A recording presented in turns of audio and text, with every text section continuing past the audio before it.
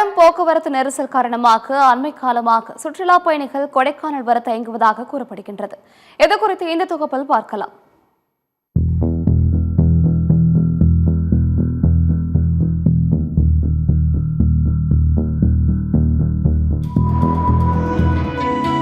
மலைகளை உரசி செல்லும் மேகங்கள், மலை முகடுகளில் ஆர்ப்பரித்து கொட்டும் அருவிகள், குளிர்ந்த காலநிலை என இயற்கை அன்னையின் வரப்பிரசாதமாக திகழ்கின்றது திண்டுக்கல் மாவட்டம் மேற்கு தொடர்ச்சி மலையில் அமைந்துள்ள மலைகளின் இளவரசியான கொடைக்கானல்.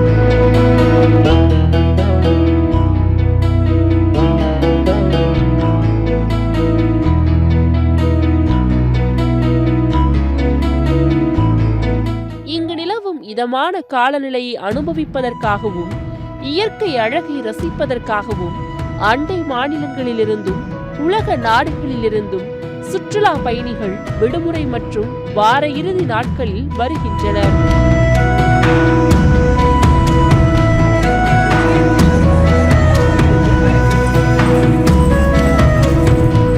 ஆனால் சமீப காலமாக போக்குவரத்து நெரிசல் கொடைக்கானல் வரும் சுற்றுலா பயணிகளை கொடுமையாக பாதிப்பதாகவும், குறிப்பாக விடுமுறை காலங்களில் போக்குவரத்து நெரிசலானது 5 கிலோமீட்டருக்கு மேல் அணிவகுத்து நிற்பதாகவும் வேதனை தெரிவிக்கின்றனர்.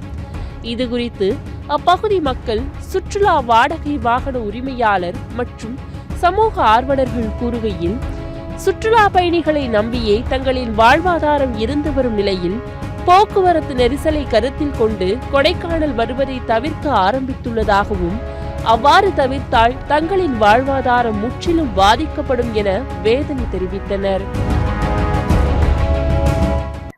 கொடைக்கானல் அப்படின்னு எடுத்துக்கிட்டாலேவும் இங்க டிராபிக் தான் தலைவரிச்சு ஆடுது. அந்த நிலைமையில தான் கொடைக்கானல் ஃபுல்லா நடக்குது. டிராபிக் என்ன காரணத்தினால வருது அப்படின்னாக்க, பழனி வழியா போனோம்னா 65 கிலோமீட்டர் ஹில்ஸ், வத்திரமண்டு வழியா போனோம்னா 52 கிலோமீட்டர் ஹில்ஸ். அவ்வளவு தூரம் நீங்க பெரிய ரோடு ஆக்கணும்னு அவசியம் இல்லை. இது பிரிட்டிஷ் காலத்துல வெள்ளைக்காரன் போட்ட ரோடு. அதையே தான் மெயின்டைன் பண்ணி அப்படியே குண்டாச்சிட்டிக்குள்ளேயே குதிரை ஓட்டிட்டு இருக்காங்க. மித்தபடி வேற எதுவுமே ஒரு ரோடை பெருசாக்குறோம் அப்படின்ற ஒரு விஷயமே கிடையாது. ரோடு பார்க்கிங் இல்லாத வசதினாலதான் கொடைக்கானல்ல முற்றிலும் டிராபிக் ஆகிறதுக்கு மெயினான ரீசனு. இந்த டிராபிக்னால நாங்கெல்லாம் சுற்றுலாத்துறையை நம்பி மட்டும்தான் இருக்கோம். இந்த டிராபிக்னால மக்கள் வந்துட்டு போறவங்க பாத்தீங்கன்னா திருப்பியும் வர்றதுக்கு அங்க கொடைக்கானல் போனாலே டிராபிக் தான் அப்படின்ற நிலைமை கொடைக்கானல்ல ஏற்பட்டுருச்சு.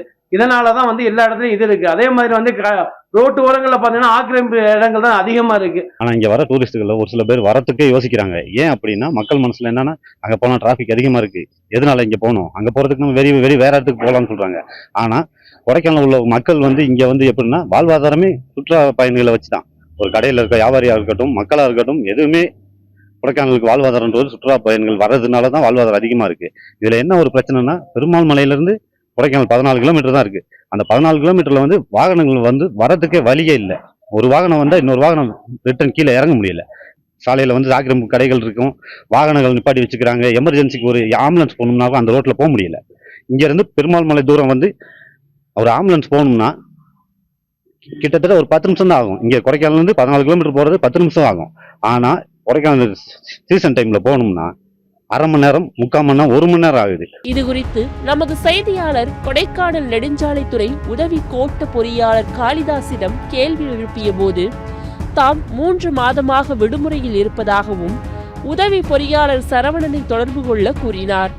இந்த நிலையில் பலமுறை தொலைபேசியில் தொடர்பு கொண்ட பின் இதுகுறித்து விளக்கமளித்த உதவி பொறியாளர் சரவணன் தெரிவிக்கையில், கொடைக்கானலில் வட்டாட்சியர், கோட்டாட்சியர் போன்ற முக்கிய அதிகாரிகள் மாற்றப்பட்டதால் உரிய நடவடிக்கை எடுக்கவில்லை என்றும், புதிதாக பொறுப்பேற்றுள்ள கோட்டாட்சியர் மற்றும் வட்டாட்சியரிடம் இதுகுறித்து தெரிவித்துள்ளதாகவும், விரைவில் நடவடிக்கை எடுக்கப்படும் என தெரிவித்தார். எனவே போக்குவரத்து நெரிசலால் கொடைக்கானலுக்கு வரும் சுற்றுலா பயணிகளுக்கு ஏற்படும் அசௌகரியத்தையும் இன்னல்களையும் கருத்தில் கொண்டு மாவட்ட நிர்வாகம், நெடுஞ்சாலைத்துறை, கொடைக்கானல் நகராட்சி ஆகியன இணைந்து சாலை ஆக்கிரமிப்புகளை அகற்றி சாலை விரிவாக்க பணிகளை மேற்கொள்ள வேண்டும் என கோரிக்கை விடுத்துள்ளனர் இப்பகுதி மக்கள் மற்றும் சமூக ஆர்வலர்கள்.